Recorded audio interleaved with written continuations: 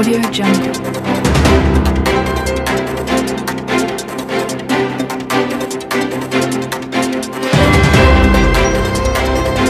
Audio Jungle.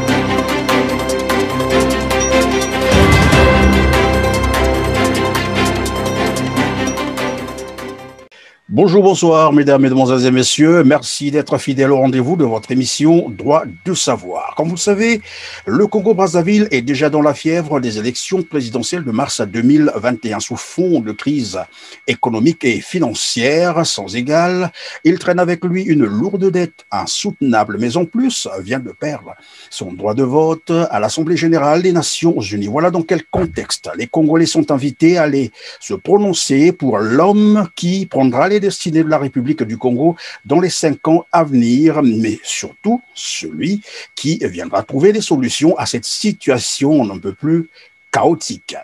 Parmi les candidats qui s'étaient prononcés pour cette course présidentielle, il y en a qui se sont désistés. C'est le cas, bien entendu, de Dieudonné Roger Nzaba, qui est notre invité aujourd'hui de Droit de savoir. Bonjour, monsieur Nzaba. Bonjour, monsieur Perrin. Je suis très content et très ravi d'être dans votre émission. Merci d'avoir accepté donc notre invitation. Monsieur Nzaba, vous êtes chef d'entreprise. Mais qu'est-ce qui vous a intéressé dans la politique? Qu'est-ce que vous êtes allé chercher dans la politique exactement? Le Congo-Brazzaville, notre pays, c'est un pays qui avait subi une mutation politique en 1991. Après que nous avons eu la conférence nationale souveraine, il y a eu des élections en 92 et un président a été élu démocratiquement. Ce président, oui, choisi par les Congolais pour la toute première fois, il n'était pas un président imposé, mais un président élu démocratiquement. D'ailleurs, le président actuel avait participé à cette élection. Il était sorti 3e après Bernard Kolela. Les Congolais avaient eu cet espoir, pensant que le pays pouvait décoller. Malheureusement, en 93, le Congo a vécu une guerre civile et en 97, il y en a encore eu. Monsieur Sassou Nguesso est revenu par les armes au Congo-Brazzaville, comme vous le connaissez. Après, le système politique n'avait plus de généraux.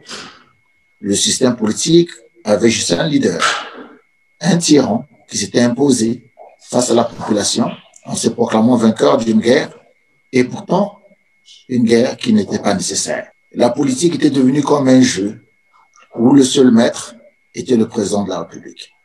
Moi, avec certains amis, parmi eux M. Paul-Marie Pouelé, paix à son âme, nous nous sommes dit qu'il était important que nous puissions nous imposer politiquement parce que malheureusement, on nous mettait au fond de notre propre pays, au fond du couloir de notre propre pays. Donc, en 2010, j'avais créé le Parti du peuple congolais en sigle PPC en Afrique du Sud. Donc, il fallait fusionner. Donc, je suis parti en France, parler avec certains compatriotes. Je suis parti aux États-Unis, parler avec certains compatriotes. Je suis parti au Sénégal, parler avec certains compatriotes. Et lorsque je vous fais ce petit rappel, c'est pour vous dire que les Congolais s'étaient dispersés après la guerre de 97. Donc, ils se sont dispersés en Afrique, d'autres aux Amériques, d'autres en Europe. Donc, il fallait faire un effort de mettre tout le monde ensemble et essayer de vendre cette vision d'un groupement, oui, d'un grand groupement qui fera hommage à ce pouvoir unique que nous avons au Congo. Et c'est comme ça que le PPC est né. Et le PPC, après l'Assemblée constitutive à l'hôtel de ville de Brazzaville en 2012, avait choisi M. Roger Nzaba, que je suis, comme le président de ce parti. Et par les urnes, M. Paul-Marie Pouelé a été choisi comme vice-président de ce parti. Et comme lorsque nous avions commencé, il était important que nous puissions nous définir. Le PPC avait juste une seule définition, restaurer la démocratie complètement au Congo-Brazzaville. Il fallait mettre en place des méthodes, il fallait mettre en place certaines techniques qui nous permettront à restaurer la démocratie. Parmi ces techniques, il était important que nous puissions nous mettre ensemble, tous acteurs politiques. Et nous avons fait ce que nous avons fait. Le souci, oui, c'était que le peuple est en train de souffrir. On a vu la vision, on a vu l'orientation. On s'est dit, bon voilà, on se connaît dans un mur. Donc, fallait quelqu'un de nouveau. Fallait une nouvelle personne. Et c'est ce que nous avons fait. Donc, pour moi, je peux pas dire c'était un don ou un appel. Pour moi, c'était peut-être une nécessité, un besoin de jouer mon rôle patriotique. Ce qui vous a amené finalement en septembre dernier, toujours dans le cadre bien sûr de la politique, d'annoncer votre intention de candidature à l'élection présidentielle de mars prochain, 2021. Et curieusement, à quelques mois, sinon 3 mois de cette élection, vous avez renoncé à votre intention de candidature. Que s'est-il passé exactement? Monsieur Perrin, je suis content que c'est vous qui me posez cette question. Je vous connais. Lorsque nous avons mis en place le MRD, le but était que les Congolais, les acteurs politiques ou les politiques congolais se mettent ensemble pour essayer de trouver une solution convenable, adéquate, pour que le pays puisse s'installer normalement dans le processus démocratique. À l'époque, j'avais chargé le vice-président de mon parti personnel, M. Paul Marin Pouelé, d'assurer la coordination. Et vous connaissez, au pays, le MRD s'appelait le FOCAD. Et vous savez, à l'époque, le combat était toujours le même, comme dans le PC, comme au PPC. Restaurer la démocratie et faire ombrage, essayer un peu de stopper ce que nous avions vu comme un danger pour la démocratie. Je parle de la modification de la Constitution. Pour nous, on s'est dit que le président de la République venait avec ce but de modifier cette constitution pour se pérenniser au pouvoir. Et comme il voulait se pérenniser au pouvoir, tous les acteurs politiques, ça veut dire les politiques actifs du Congo-Brazzaville se sont dit, bon voilà, il est impératif que nous puissions faire barrage à ce passage. Et je vous ai vu, vous étiez un des acteurs actifs. Je voyais. Et tout le monde s'est mis dans ce voyage. Un voyage très difficile. Tout ce qui était comme orientation. Négociation, à la fin, nous avons compris que ça avait échoué. On s'est mis à côté parce qu'on s'est dit, bon, voilà, la population meurt. Vous savez vous-même ce qui s'est passé le 14. D'ailleurs, vous avez reporté le 14, le 13, le 14, le 15, le 16 à Pointe-Noire, au Congo-Brazzaville. Les Congolais ont été massacrés. Les Congolais ont été tués par une police qui supposait protéger la population, mais c'est cette police qui a abusé la population. Et à la fin, bon, la Constitution a été modifiée. Moi, je me suis dit qu'avec la nouvelle Constitution, le pays avance. Mais nos idées en tant que politiques n'avancent pas. Le point final était d'adhérer. J'ai adhéré le processus. Je me suis dit, même si nous sommes opposés à cette Constitution, cette nouvelle Constitution, mais il serait quand même, important que nous puissions toujours continuer à participer dans le processus d'installation de la démocratie au Congo-Brazzaville.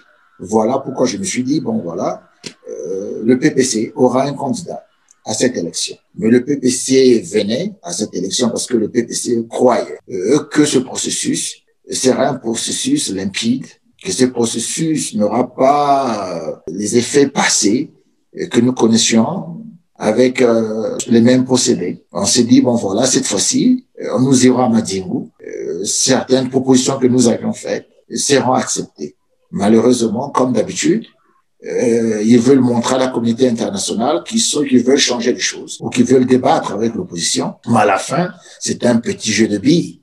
Là où le maître, c'est celui qui connaît où se trouve le trou. Et on était là, comme d'habitude, berné comme d'habitude. Et je me suis dit qu'avec un état pareil, je ne pouvais pas avancer parce que nous connaissons déjà le vainqueur. Le vainqueur, c'est Sassou Nguesso à cette élection, donc je ne peux pas avancer. Lorsque vous dites vainqueur, vous faites allusion à quoi exactement? Quelqu'un qui gagne l'élection proprement ou bien je peux vous dire ici, M. Perrin, oui. En mars 2021, lorsqu'il y aura les élections au Congo-Brazzaville, entre vous et moi, nous connaissons le gagnant.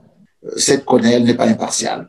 Le découpage électoral n'est pas aussi parfait. Nous avons des votants non congolais. Nous avons des votants qui n'existent pas. Nous avons des votants morts. Et on se pose la question de savoir depuis quand que le nord du Congo est plus peuplé que le sud du Congo. Monsieur Nzaba, vous dites les votants non congolais, c'est-à-dire vous avez des éléments d'appréciation là-dessus, c'est-à-dire les étrangers congolais et évidemment, vous vous souvenez bien de l'élection en 2002. Il y a eu nos frères, nos compatriotes et notre rive de la RDC qui possédaient nos cartes d'électeurs. Vous connaissez que parfois, lorsqu'il y a une élection au Congo-Brazzaville, il y a des gens qui traversent pour venir voter chez nous. Ils ont leur carte d'électeur et ils vont voter tous dans l'arrondissement de Wenze. Comme quoi, ils ont aussi les cartes d'identité, c'est ça, les passeports. Mais la carte d'identité du Congo-Brazzaville, je partais à Montréal en passant par Dubaï. En face de moi, il y avait un compatriote qui avait mon passeport. Il ne parlait ni lingala, il ne parlait ni le français, il ne parlait ni le Mounkutuba, Mais il avait le passeport congolais avec un visa canadien dans le passeport, il partait à Montréal. Et on se pose la question de savoir, est-ce que nos administrations fonctionnent? Est-ce que chez nous, il y a un contrôle? Est-ce que chez nous, on connaît même la vraie démographie de ce pays? Lorsque vous dites, vous avez voulu participer à la consolidation, s'il faut dire comme ça, de la démocratie, j'ai bien envie de vous poser la question. Finalement, vous avez cru que Monsieur Denis Sassou Nguesso, qui est venu porter un coup d'arrêt au processus démocratique lancé dans les années 90, pouvait être à même de restaurer cette démocratie qu'il a arrêtée. Vous savez, parfois, il faut essayer un peu de donner cet espoir. Vous savez, il est important parfois, je parle bien qu'il est impératif parfois, d'essayer de croire, même si la personne a toujours été un menteur. Pour moi, je me suis dit, bon voilà, avec certaines promesses qui se faisaient siffler dans l'air, que nous irons à Madingu, on va décider sur la nouvelle CONEL, que nous irons à Madingu, on va décider sur la nouvelle gouvernance électorale, que nous irons à Madingu, on va parler comment nous pouvons nous entendre entre opposition et gouvernement. Et pour moi, c'était un espoir. Pour moi, je me suis dit, bon voilà, ce processus, cette fois-ci, je crois que ça pourrait démarrer. Mais comme le président de la République, c'était un menteur. Donc, j'ai dit c'était un menteur parce que il y a toujours un hiatus entre ce qu'il dit et ce qu'il fait. Nous sommes arrivés à Madingu, vous connaissez, je dis moi, je n'étais pas là physiquement, mais on était là. Et nous connaissons ce qui a eu lieu. L'opposition est sortie avec un fruit pourri, comme toujours. Alors, je me suis dit, dans cette mesure, je ne peux pas me permettre d'aller à une élection, malgré tout ce que je ferai comme effort, je peux pas aller à une élection pour la perdre. Bizarrement, c'est ce qui s'est passé. Eh bien, vous aurez dû croire, puisque vous avez cette foi, je sais que vous êtes aussi chrétien, vous avez toujours la foi. Pourquoi n'avez-vous pas avancé jusqu'à... Non, pas avec ce président. Pas avec ce président. Ils ont mis en place un système qui pense que ça doit se pérenniser. Mais lorsque je regarde un peu ce système, pourquoi chercher à pérenniser un système qui ne prend pas soin de son peuple? Pourquoi chercher à pérenniser un système qui détruit sa patrie? Pourquoi chercher à pérenniser un système au lieu de créer des patriotes, mais un système qui crée des cupides? Pourquoi chercher à pérenniser un système au lieu que ce système puisse nous amener à l'évolution?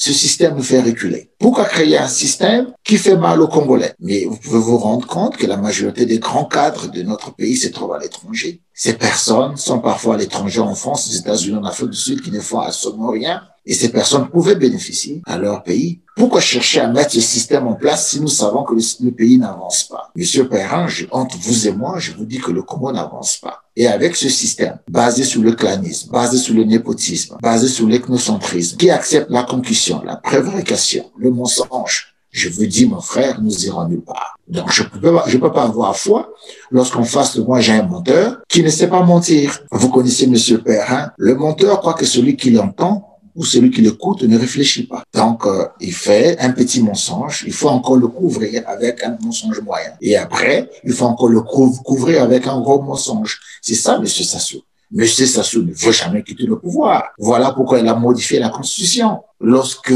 l'article qui disait qu'il ne pouvait pas encore se présenter ressemblait à une admission, le président de la République nous a poussé dans la modification.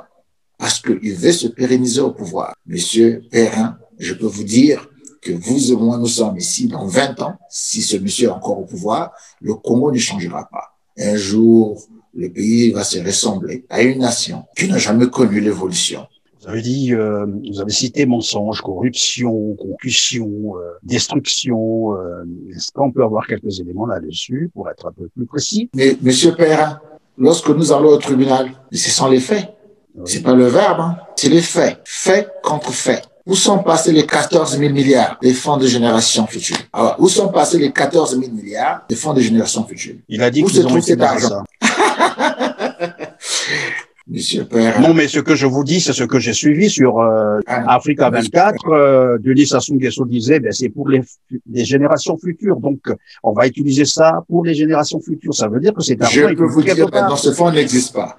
Mais comment? Je vais vous poser une question très simple, Monsieur Perrin. Si moi j'ai 1000 francs dans mon compte et je n'ai rien à manger, je me permets d'aller chez le voisin pour aller demander 500. Croirez-vous que j'ai 1000 francs dans mon compte? Mais le Congo, ils ont des notes à gauche, à droite, demandant les financiers.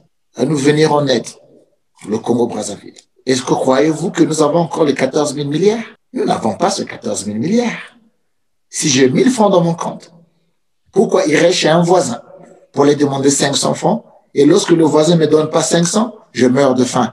Donc, j'ai pas les 1000 francs. Ce 14 000 milliards de générations futures, je peux vous dire, franchement, cet argent n'existe pas. Chez nous, on dilapide tout. Chez nous, c'est le vol, hein. Il n'y a pas un système, il n'y a pas de système de contrôle au Congo-Brazzaville. Parlez-moi d'une administration qui est bien informatisée. En dehors de là, on nous délivre les passeports et les cartes d'identité. En dehors de là, parle-moi encore d'une administration qui est bien informatisée. Au Congo, on ne contrôle rien. Nous gérons encore comme si c'était l'Antiquité. Au Congo-Brazzaville, on contrôle quoi? Tout se passe, c'est derrière un individu. Tout ce que nous faisons, c'est pour le président. Même lorsqu'une personne vient à la télé, il faut d'abord commencer par le culte de la personnalité. Lorsqu'on fait une petite route, là, voilà, c'est à cause du président de la République. Dès qu'un micro est entre les narines d'un individu, bon voilà, il faut chanter les éloges d'un monsieur. Et pourtant, qui nous amène l'abomination avec des comportements iniques. Mais je peux vous dire que le pays n'avance pas, monsieur Perrin. Où se trouvent les 14 000 milliards? C'est un exemple très simple. Voyez-vous comment les administrations sont gérées au Congo? Au Congo, la conclusion est normale. La corruption, c'est devenu le pain quotidien au Congo-Brazzaville, qui nous montre, qui prouve que, voilà, on avait 14 000 milliards, qui puisse avoir un audit, et qui nous disent, bon voilà, 2 000 milliards ont été dépensés pour ça, parce que, à ce que je sache, tout ce que nous avons au Congo-Brazzaville, ce sont des prêts chinois. Il y a eu des prêts chinois. Il y a eu des prêts de nos Siparaji. Il y a eu des prêts de Total. Alors, avec dans le même temps, lorsqu'on pose la question à Denis Sassou Nguesso, qu'avez-vous fait avec l'argent du pétrole? Il dit, regardez les routes, regardez ce qu'on construit. Et les aveugles ne voient pas. Et c'est ça. Écoutez, monsieur Perrin, soyons honnêtes. Nous sommes tous là dans les marchés financiers. Nous sommes tous là, on connaît ce qui se passe. Les routes que vous voyez au Congo-Brazzaville ont été construites avec des prêts chinois. Et nous avons gagé ce que nous avons comme matière première pendant plusieurs décennies. Alors, où se trouve l'argent du pays? Mais si vous êtes franc, vous savez que l'argent se trouve dans les îles de Caïmans. Si vous êtes franc, vous savez qu'il y a des comptes personnels en Chine. Mais l'affaire de bien mal acquis, on a découvert combien de comptes. Mais avec quel salaire qu'un président de la République peut avoir tout cet argent? Nous savons un peu la délinquance financière que la famille fait en Europe. Et là, ils viennent plus là, parce qu'on a ouvert les yeux. Mais avant, ils venaient, hein. Et c'était des dépenses à la folie. Dans un pays, là où les élèves s'asseyent encore à même le sol. Dans un pays, même l'ascenseur, là, manquait dans un hôpital de la place au CHU. Dans un pays, là, on n'a rien. Et regardez comment ils sont en train de gérer la pandémie de Covid au pays. On maltraite la population. Mais, mon frère, tout ce que je peux vous dire, que le président de la République, c'est un menteur. Un grand menteur. Le président de la République, c'était un menteur. Monsieur Sassou, c'était un menteur. Mais un jour, les Congolais finiront par demander les comptes. Les Congolais poseront certaines questions. Nous, on ne sera pas comme à l'époque de Nzumangele. Ça serait les faits. Ça serait pas une chasse aux sorcières. Mais tu étais directeur dans une entreprise. Bon, voilà, tu as un salaire de 800 000 francs CFA. Comment tu te retrouves avec une maison qui a une valeur de 1 milliard de francs CFA? Où as-tu trouvé l'argent? Mais tu nous donneras la définition de tes comptes. Et si c'est pas le cas, bon voilà, la justice s'occupera. Alors, monsieur Nzaba, lorsqu'on parle du Congo, c'est aussi la crise, évidemment, vous venez d'emboîter le pas, c'est aussi la crise économique et financière, avec tous ces corollaires. Aujourd'hui, la misère est perceptible. Je ne sais pas si c'est le tableau que le PPC a fait de la situation actuelle du Congo-Brazzaville. Monsieur Christian Perrin, les investisseurs ont perdu la confiance en notre État. Vous savez, c'est la politique qui fait un pays. Si la politique est mauvaise, je peux vous dire ici, les choses n'avanceront pas. Moi, je suis investisseur. Lorsque je me déplace, je vais à Lesotho ici, ou en Swaziland. Mais avant que je puisse mettre même un rang, je dois comprendre la situation politique. Je dois essayer d'examiner les risques. Mais chez nous, il y a trop de risques. Il n'y a pas de limpidité dans la gestion. Nous vivons que de slogans, hein. Il n'y a pas une réalité. Il y a un grand hiatus entre ce que nous disons et ce que nous faisons. Au Congo-Brazzaville, c'est des discours. Mais le Congo est sale, monsieur Perrin. Au Congo-Brazzaville, les gens souffrent. Au Congo-Brazzaville, il y a trop de chômeurs. Mais pourquoi est le chômage? Mais parce qu'il n'y a pas d'entreprises qui peuvent employer les jeunes. Mais pourquoi ces entreprises ne viennent pas? Mais parce qu'au Congo-Brazzaville, le doing business pense que nous avons une mauvaise façon de faire les affaires. Chez nous, la corruption est normale. Tu viens avec une petite entreprise, même si tu veux fabriquer quelques boîtes de sardines, on va t'imposer un partenaire qui te donnerait un compte aux îles de Caïman. Mais pourquoi pas, même si vous pouvez recevoir une commission, pourquoi ne pas recevoir cette commission à Brazzaville, créer les entreprises, employer les jeunes? Pourquoi voudra-t-il recevoir sa commission dans les îles, là ou dans les paradis fiscaux? Est-ce que vous voyez un peu la mentalité du Congolais? L'ennemi du Congolais, c'est le Congolais lui-même. Essayez un peu de voir vous-même, monsieur Père. Tu es chez toi au Congo-Brazzaville, un Sénégalais ou un Malien peut se permettre de gifler. Et dès que tu veux remettre la gifle, bon voilà, il prend un téléphone, il appelle un général. Et on vient, bon voilà, on te ligote, sans même te poser des questions. Et pourtant, tu avais raison. Mais tu es dans ton pays. Crois-tu que tu peux faire ça à un Français en France? Moi, j'ai vécu à Montréal. Crois-tu que tu peux faire ça à un Canadien? J'habite ici en Afrique du Sud. Crois-tu que tu peux te permettre de gifler un Sud-Africain? Et tu appelles la police? Tes amis qui sont là-bas, qui sont des généraux? Mais écoutez, monsieur Perrin, nous avons dévié là. Il y a trop de soleil sous le front. Ça chauffe là. Oui, monsieur Nzaba, mais pourtant, voilà, vous avez aujourd'hui un discours apparemment radical que je découvre. Pourtant, dans l'entretemps, on nous a fait savoir que le PPC travaillait en collaboration avec le système actuel à Brazzaville, faisant allusion, bien entendu, à un de vos de proches collaborateurs, paix à son âme, Paul-Marie Pouellet, qui se serait rangé finalement du côté du régime. Mais aujourd'hui, on a l'impression de découvrir un autre PPC. Chers frères, lorsque nous avons voulu faire ombrage au projet de la modification de la Constitution, on était serein. Et lorsqu'on a vu que le ballon s'est dégonflé, moi, par contre, j'avais refusé de faire marche arrière. Je peux vous dire ici que tout le monde a été contacté. Pour faire quoi?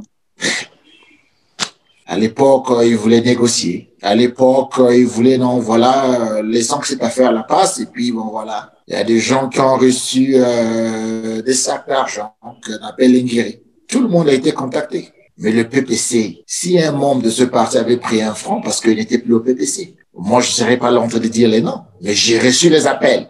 On proposait là. Et un des membres du parti s'est permis de me dire, bon voilà, l'autre a reçu. L'autre qui exactement? Ça, je peux savoir, non? Je peux pas parler. L'autre a reçu. C'était même 2 sacs. Donc l'autre, j'étais dans la voiture et l'autre, j'ai transporté moi-même. C'est un membre du parti qui me rapporte ça. Ah bon. Et lorsque je lui ai dit, bon voilà, comme c'est le cas, alors on se retire de cette assemblée. Et sur le champ, il y a eu dissension entre certains membres du parti.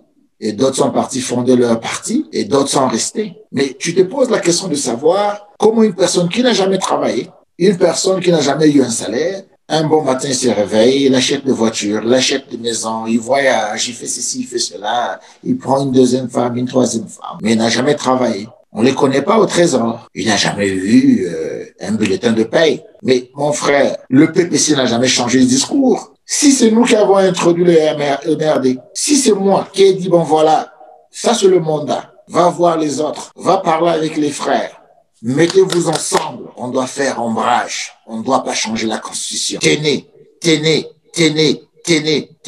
mais comme mes miettes, ressemblez à des fruits. Et voilà, sous le champ, on leur donne un arbre rempli de fruits. Celui qui a amené un panier de pommes n'avait plus la valeur que celui qui avait un champ de pommes. C'est ce qui s'est passé. C'est ce qui s'est passé, monsieur Perrin. Mais on n'a jamais changé de discours. On a toujours voulu que la démocratie soit restaurée au Congo-Brazzaville. On a toujours voulu que les choses avancent au Congo-Brazzaville. On s'est dit, bon voilà, on n'est pas comme eux. Lorsqu'on vient aux affaires, on remet le baromètre à 0. On fait la réforme de tous les systèmes. Et après, on industrialise le pays. Ça a toujours été le même discours. Je suis resté constant. Pour moi, c'est comme une tâche indélébile. Et cette tâche, en tout cas, je préfère ne pas l'essuyer. Alors, monsieur Nzaba, maintenant que vous avez, vous vous êtes désisté, qu'allez-vous faire? Soutenir les candidats de l'opposition qui iront à l'élection ou carrément... Jamais. La même musique, vous allez vous rendre compte que lorsque le vrai candidat se retire d'une élection au Congo-Brazzaville, ce sont toujours les mêmes candidats qui se présentent après. Et lorsque les vrais candidats, je parle de Moukoko, lorsqu'il est candidat, lorsque Moukoko était candidat, parce que Moukoko, il était prêt à se convertir. Je parle qu'il était prêt à se convertir parce que Moukoko, il a supporté un système pendant plusieurs décennies. Il était chef d'état-major Il était conseiller spécial en Centrafrique. Moukoko avait reçu de l'argent pour faire un coup d'État contre les Souba. Moukoko était parmi les gens qui avaient mis des bâtons dans le roue au feu Milongo, paix à son âme. Mais Moukoko arrivait à un temps, là où la vérité a plané sur ses sourcils, il s'est dit, bon voilà, je dois me convertir. Lorsqu'ils ont vu que Moukoko se convertissait, là, il s'est retrouvé en prison. Lorsque tu fais un vrai poids, tu iras en prison au Congo-Brazzaville. Et voilà. Vous n'avez pas craint cela. Vous n'avez pas craint cela en vous projetant dans une candidature. La politique c'est comme de la sorcellerie. C'est ça la politique. Le sorcier se dit, bon, voilà, je suis sorcier, l'autre sorcier. Je sais comment il opère. Je sais ce qu'il fait. Si je peux me mettre dans ce coin, parfois il me verra pas lorsqu'il passera dans son petit avion. C'est ça la politique. Mais lorsqu'on vient en politique, on accepte la mort. Lorsqu'on vient en politique, on accepte qu'un jour on peut être arrêté. Lorsqu'on vient en politique, on sait qu'un jour on peut être empoisonné. Lorsqu'on vient en politique, on sait qu'un jour on peut nous faire le mal. Lorsqu'on vient en politique, on sait qu'un jour on peut tuer nos parents. Nous savons ces choses. Mais vous croyez que Nzaba a peur de la mort? Vous croyez que Nzaba a peur de subir, d'être en face du jury? Vous croyez que Nzaba a peur que non, voilà, ils vont m'empoisonner? Le problème le plus capital, le plus important, c'est ce sens patriotique pour que les choses changent. C'est pour l'avenir, là. Monsieur Perrin, on est là pour 70 ans ou 80. On n'est pas là pour l'éternité. Ces hommes-là passeront, le Congo sera toujours là. Et on se pose la question de savoir, bon, pourquoi on peut pas faire le bien pour les générations futures? Voilà pourquoi on se sacrifie. Voilà pourquoi on prend notre argent en main. Voilà pourquoi on expose notre nom. Voilà pourquoi d'autres pays, tu dis, bon, voilà, ce sont les amis, donc même si tu es en transit, tu ne peux pas passer. Voilà pourquoi nous vivons avec de la sécurité, parce que nous avons pris ce risque de dénoncer un système maléfique. Nous avons pris ce risque de dénoncer un monsieur qui veut seulement être président, comme si le Congo lui avait été donné en cadeau. Et dès que tu te poses à lui, c'est les épées qui s'élèvent. Dès que tu parles contre lui, tu te retrouves en prison. Est-ce que tu pouvais croire qu'un jour, l'inspecteur des armées ou de l'armée pouvait se retrouver en prison? Mais lui, c'était un fidèle, non? Général Dabira. C'était un fidèle.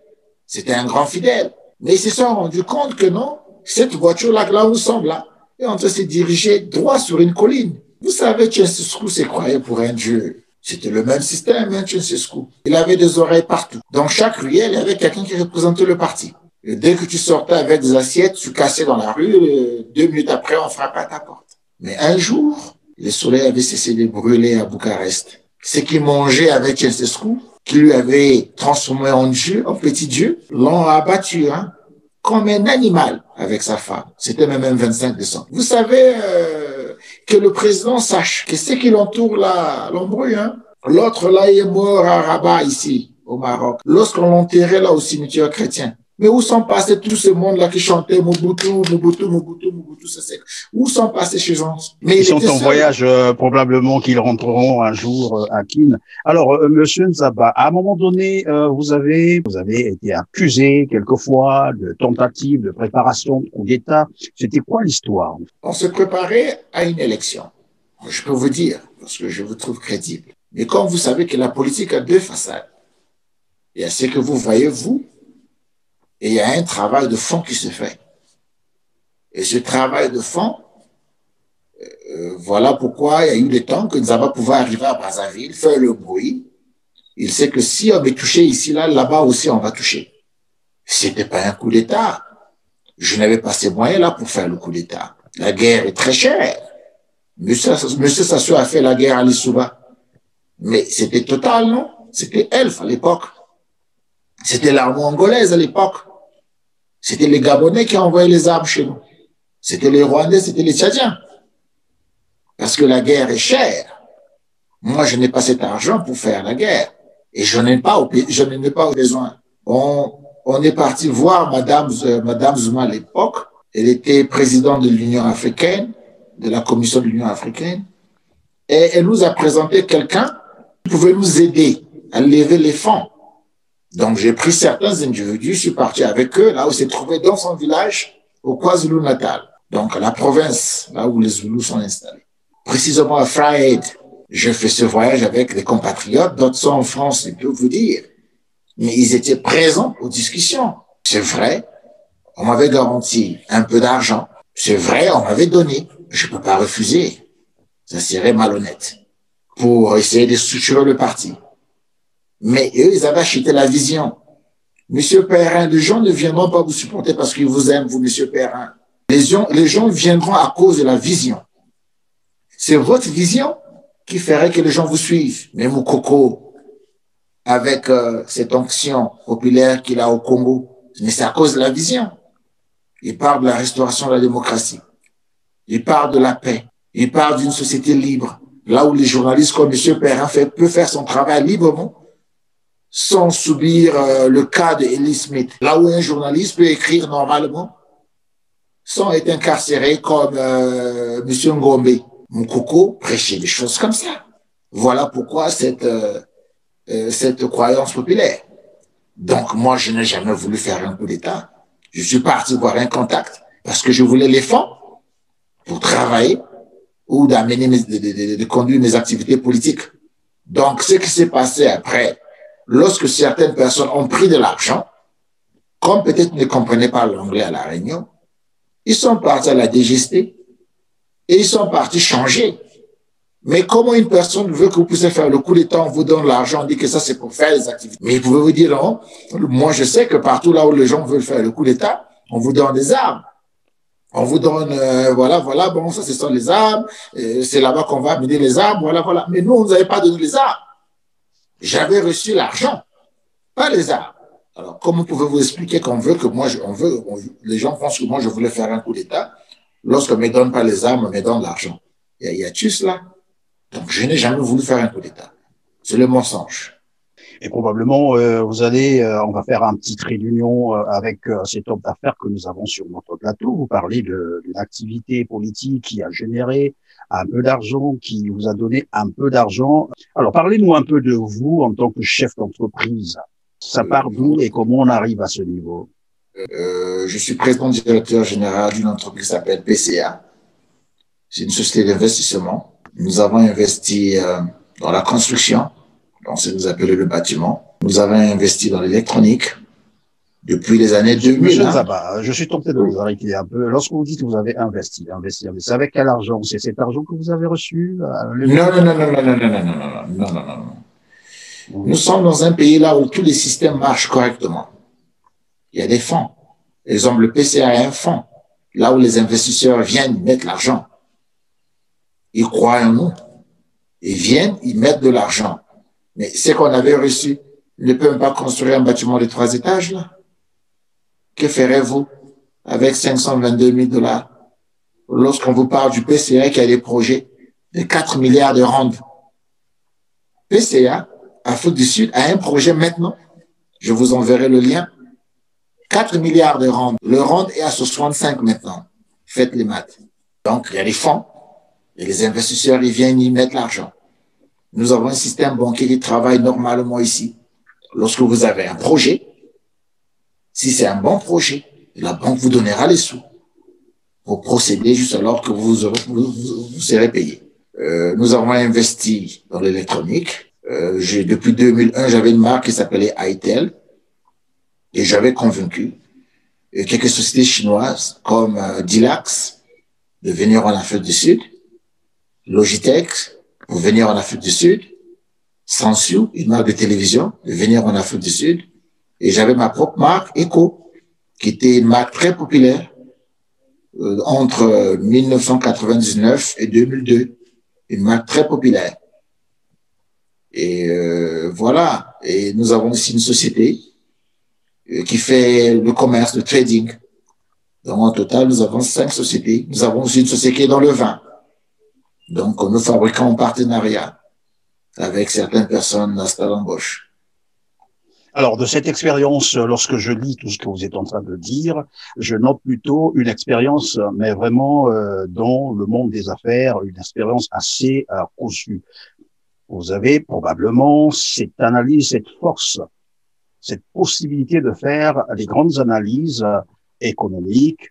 Lorsque vous regardez le Congo à l'état actuel, avec tous ces mots, qu'est-ce qu'il vous inspire, selon vous?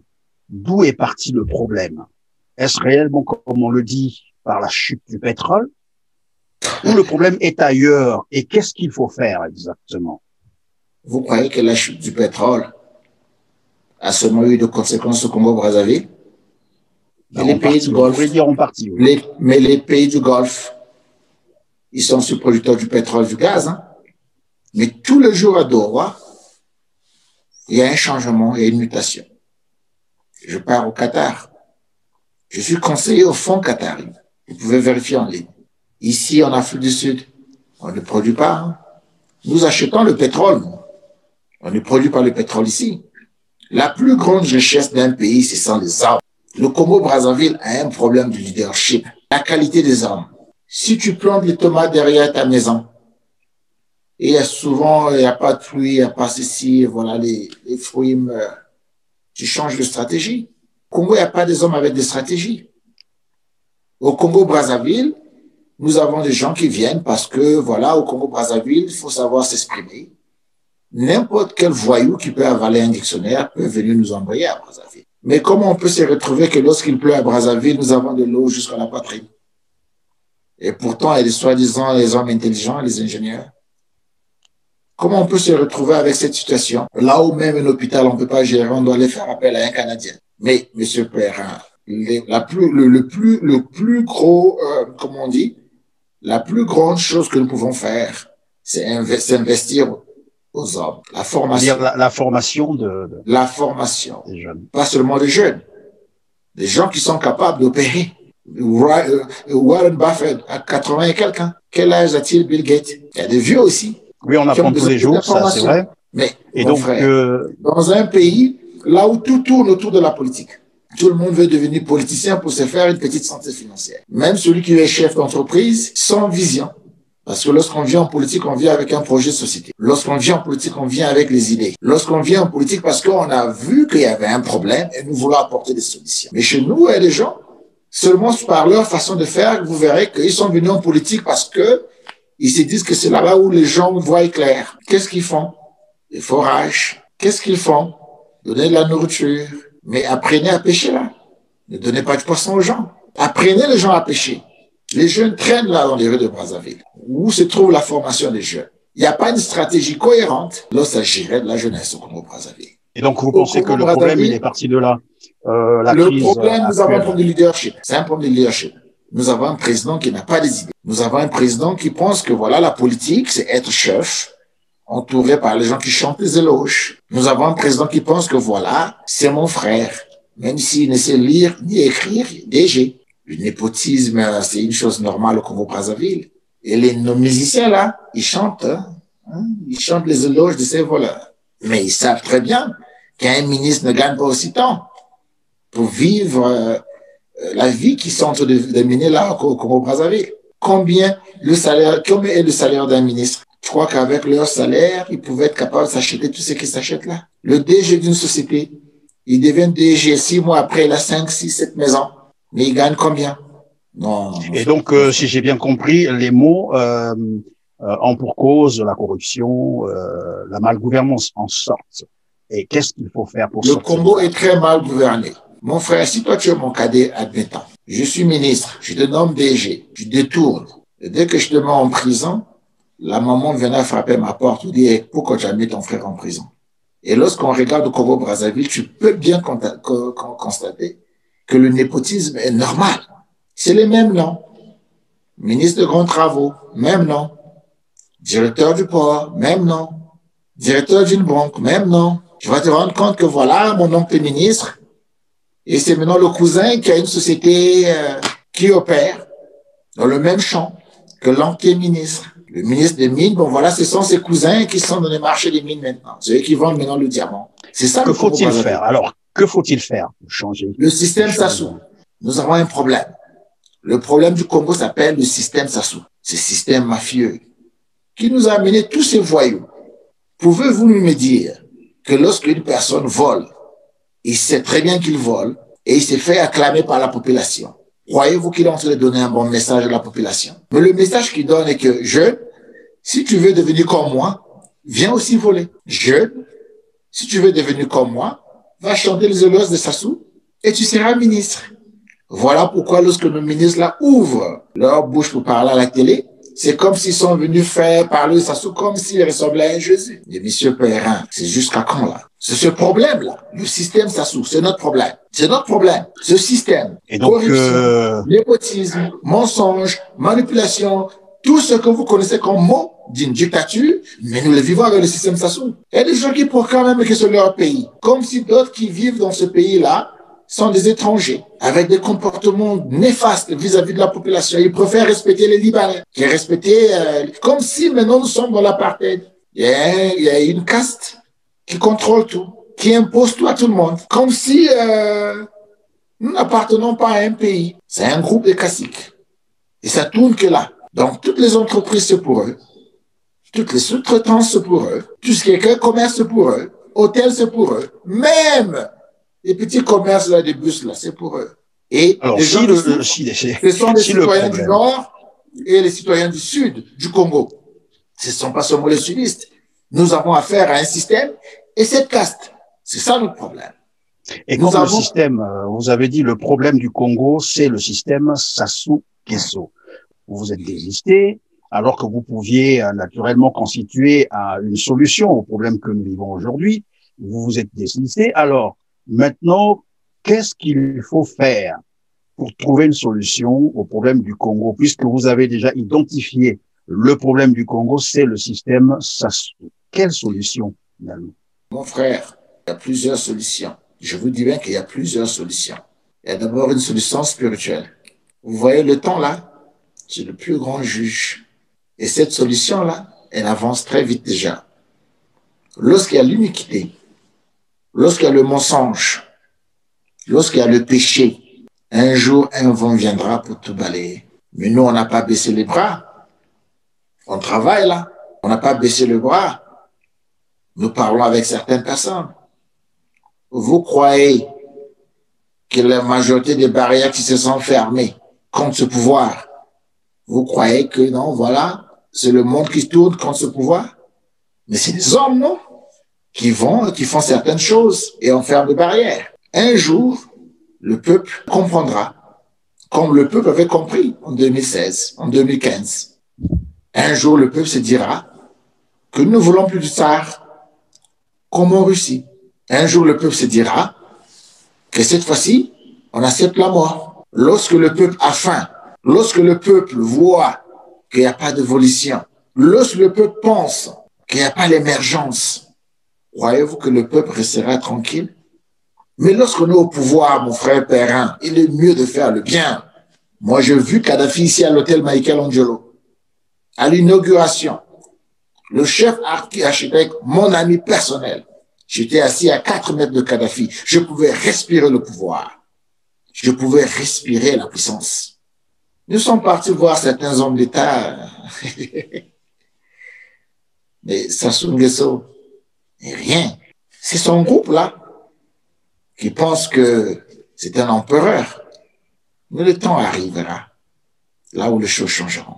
Alors nous sommes pratiquement à la fin, et une peut-être dernière question, parce qu'évidemment elle tient lieu de l'actualité politique, puisque l'élection présidentielle est finalement actée. C'est pour le 21 mars 2021. Vous êtes désisté, il y en a d'autres qui iront, mais ce que l'on constate, c'est qu'il y a une obstination de ce régime au pouvoir à vouloir organiser des choses, mais vraiment à sa guise. Vous l'avez d'ailleurs dit d'entrée de jeu, vous êtes même allé à la concertation de Malino, vous avez fait des propositions, tout ça a été balayé, rien n'a été pris en compte. Aujourd'hui, on impose une commission électorale où tout le monde sait qu'elle est vraiment partiale, et puis il y a les gens parlent même du conflit d'intérêts, puisque le président de cette commission est en même temps le président de la Cour suprême. Bref, qu'est-ce que cela vous inspire, cette obstination-là? Vous savez, qu'est-ce qui arrive souvent à un mauvais chauffeur? Il fait souvent des accidents. Lorsque le chauffeur est mauvais, là, il fait des accidents.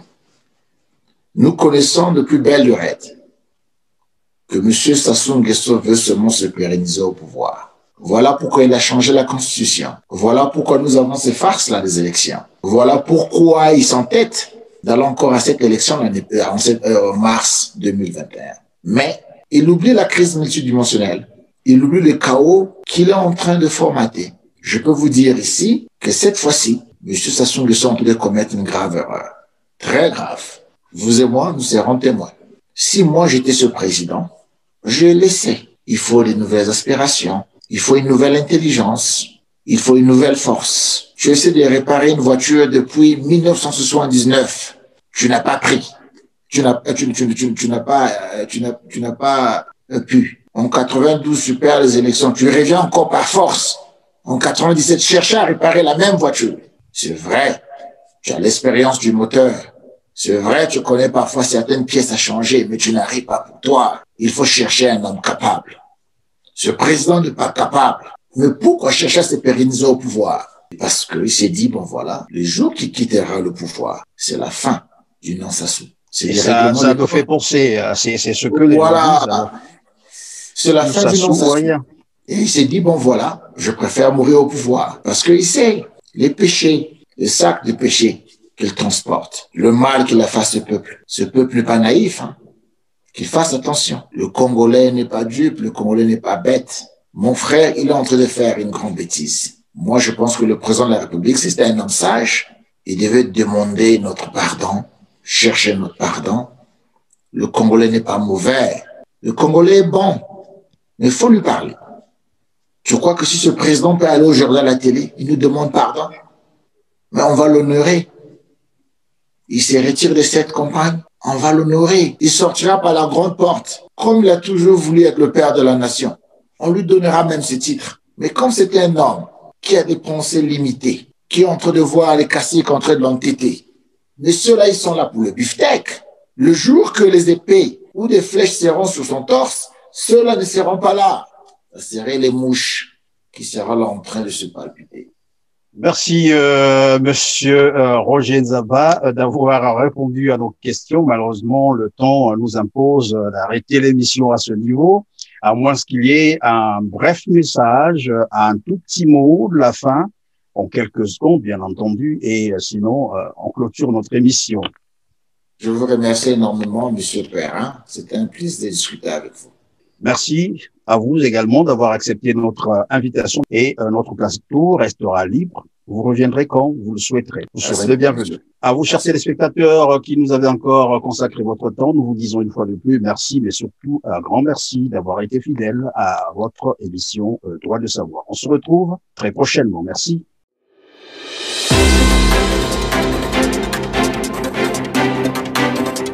Audio Jungle.